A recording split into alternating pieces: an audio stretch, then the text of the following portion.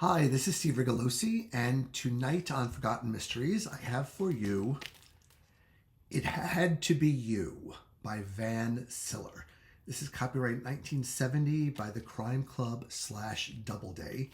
And I thought I'd show you one interesting thing on the spine.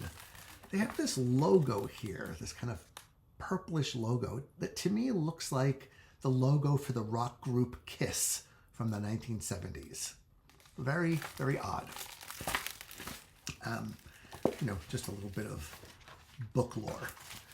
So before I get into this book, I can tell you a little bit about Van Siller. I haven't really been able to find a lot of information, except that it was a pseudonym for Hilda Van Siller, and she published under the name of Van Siller, as so many women writers did back in the day when there was perceived prejudice against female mystery writers. Although I never really quite understood that argument, because many of the Golden Age writers were women who were highly respected. Agatha Christie, Dorothy Sayers, Marjorie Allingham, Ngaio Marsh. Plenty of excellent mystery writers were women. But I don't know, maybe things had changed by the 60s or 70s, and the profession was perceived as being male-dominated. I probably should be careful what I say here, because I think Sisters in Crime was founded for the same reason, that they felt that there was a lack of women getting publishing contracts, and they were out there to, change that situation and make sure that women writers did get marketing and publicity when they did have books published and so forth. So take me with a grain of salt. I guess only Hilda Van Siller knows why she chose to write under a male pseudonym. And she had about a dozen books to her credit, and I can't really find any more information about her than that. Excuse me. The books are, I think, a little rare, because I had not ever heard of her before, but I saw this book in a good used bookshop, and I thought, okay, I'll give it a try. 180 pages. Even if I don't like it, that's not much time lost. And I did not like it. I'll get more into that later. On this channel, I always try to focus on both the positives and the negatives. And for me, this book, the negatives so outweighed the positives. I'm really hard-pressed to find a positive. And I'll get into that after I give you a quick plot summary. So the plot summary is, I'm starting to think that Crime Club novels of this period all had basically the same kind of setting and plot setup. This takes place in New York City. There's a man who is estranged from his wife. He's our protagonist, John Townsend, and he has a little boy. And when the little boy, who's 8, comes to visit him on weekends, his son tells him, "Dad, I heard Mom telling somebody that she's planning to kill you, or she wants to kill you." And the father says, "Oh, people say that all the time, I'm going to kill you," or whatever. He says, just, don't think much about it. But the kid's really, really upset about it. And so John thinks, well, maybe this is a little bit worth looking into. Other characters in the book are John's sister and brother-in-law, who live there in the city. John lives at the Yale Club. He has a house in Westchester, a house that he built on beautiful acreage where his estranged wife lives, Gail, whom he found in bed with his best friend on New Year's Eve, unexpectedly, needless to say. And John picks up a girlfriend, Nancy, pretty early in the book. And sure enough, an attempt is made on John's life. And that's sort of the mystery, who attempted to kill John and then who succeeded in killing another character in the book. And I won't tell you who that is, because if you decide to read it, I don't want to spoil the plot for you. So here goes. This book, I hated it. I hated it. The promising start, I thought, that sort of hearsay from a child, is it the child to hear the words correctly or interpret them correctly, or is he maybe lying or fibbing or whatever? I thought that was a pretty interesting setup. It goes downhill from there. The main problem is that there is not a single likable character. There's no one likable in here. They're mean, they're nasty, they're neurotic. John's estranged wife is horrible. She's a horrible, nasty woman. John's sister, Anne, is made out to be this, neurotic mess. John himself is, not particularly nice. And he really, really lost me when he got mean and nasty and snarky with his boy's babysitter, Mrs. Henderson, who she loves the kid more than anything, and she's just looking out for his well-being. And instead of taking her at her word, he kind of lashes out at her and is not very nice to her, makes her cry. And I was like, dude, I am done with you. This kind of treatment I just cannot put up with. So that's problem number one. No likable characters. What would I call it? Strike number two is the fact that the plot is so dull. It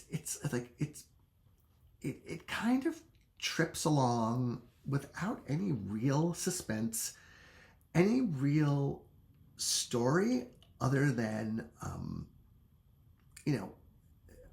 odd things happen that really don't make any sense, that just feel like laziness on the novelist's part.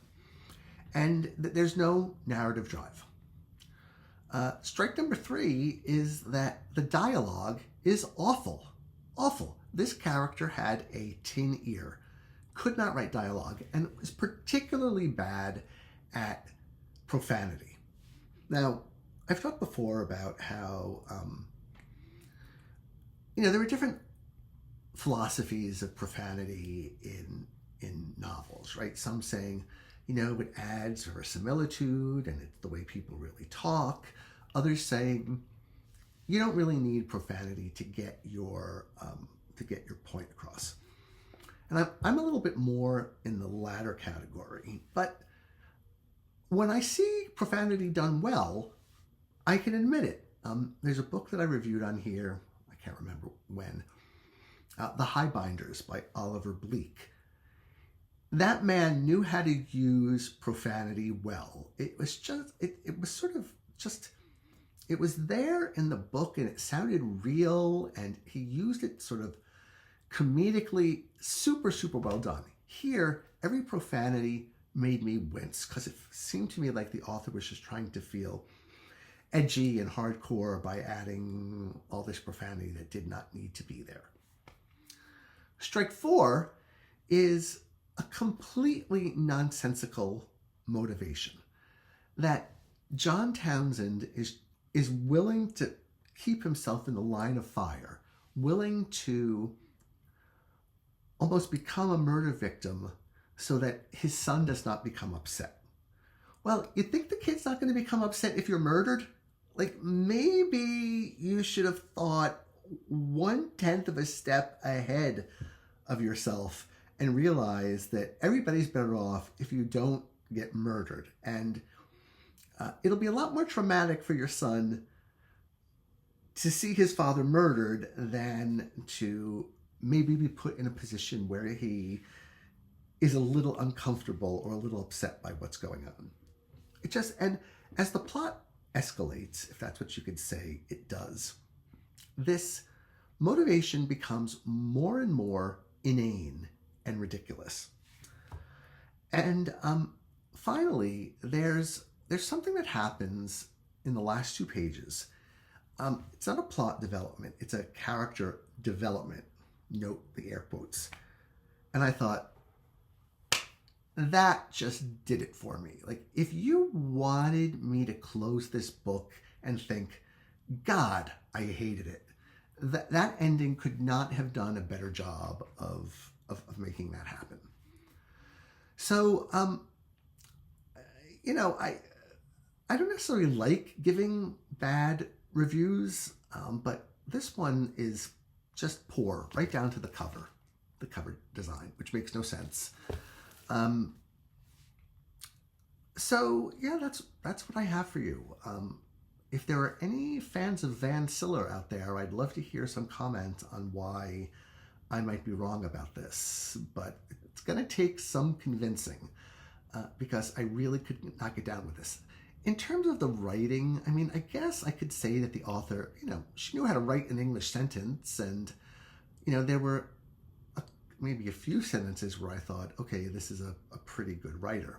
But in terms of putting together all the elements of a mystery and making you care, keeping you involved in the plot, or doing all those things that we want books to do, she didn't accomplish a single one of them, in my opinion. And I should close by saying that when I read reviews, Goodreads or Amazon or whatever, I've noticed occasionally that these people who give 1-star reviews to a book that they hated, there's almost this gleeful sense of, I'm going to do a hatchet job on this book because I'm so angry with it that I need to kind of vomit out my hatred of this book by leaving an extended 1-star review. And, excuse me, that's always struck me as a little like, I mean, why not just put the book on a shelf or recycle it or whatever? Do you really need to, go to town on how bad the book was in print? And I guess I'm a little sensitized to this too because of my own writing career. Of course, I've had some 1-star reviews. Every writer has, and I with my own books, I guess because they're my children, I could think, well, I know that not all of them are for everybody, but to spur this intense detestation, I just didn't know what I did so wrong to make people give me those 1-star reviews. So I'm hesitant. I would never put a 1-star review down in writing anywhere. But I have to tell you, this would be a 1-star book for me, or 0 stars if I could give it. And I guess I've kind of gleefully given this very bad review. So maybe there is just something cathartic that readers need to express themselves about, their why they were so disappointed in the book. And, if they don't have other people to talk with books about, or, their friends haven't read the same books or whatever, it's really the only way of conversing about it, right, is by typing it out on the screen. Another problem is people who write 1-star reviews who just aren't qualified to review. I'm going to get in a lot of trouble for saying that, because I do believe it is every writer's right. Every reader's right to give their opinion about books. But I've read 1-star reviews of books that I've read, and what these people say is just wrong. They didn't understand the book. They didn't get it. They didn't see what the author was doing or whatever. They give it a 1-star review because they wanted it to be set in New Hampshire and it was set in Vermont. I mean, it's just like people have some weird ass reasons for giving 1-star reviews. But, such is freedom of criticism in our society. So I see the pros and the cons. Unlike It Had to Be You, which I can see only the cons of. So I think those of you who watch this channel know that for me to give a really kind of ripping review is fairly rare, but I felt the need to warn you against this book. Okay, thank you for listening, and I hope to be back next time with a book that I liked more. In fact, I know I'm going to, because I'm about finished with one that I loved. So that'll be the next review that I post. Okay, thank you and have a good night.